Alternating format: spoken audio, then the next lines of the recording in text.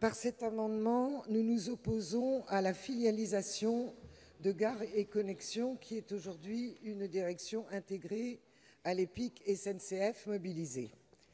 La question de la filialisation ou privatisation des gares n'est pas nouvelle. En effet, Gares & Connexions, c'est la gestion et la rénovation d'un patrimoine de près de 3000 gares sur le territoire national, c'est la gestion de revenus immobiliers, c'est le premier accès à la ville, c'est la garantie d'une desserte fine de notre territoire.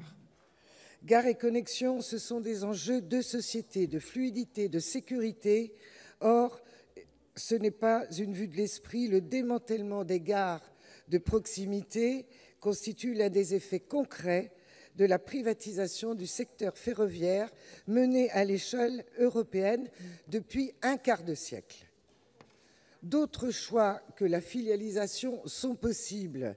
Ainsi, le rapport précise qu'il serait envisageable de rattacher Gares & Connexions à SNCF Réseau sous forme de direction dédiée.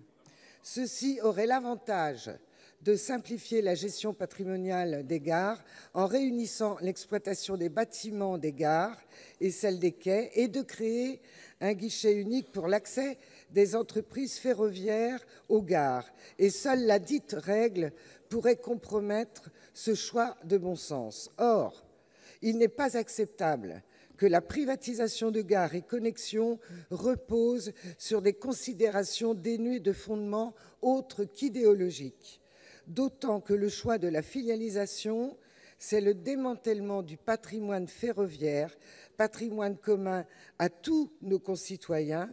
En effet, la transformation en société anonyme, et là, Madame la Ministre, il faudra bien nous répondre parce que nombreux sur ces rangs, nous nous demandons pourquoi cette nomination de société anonyme.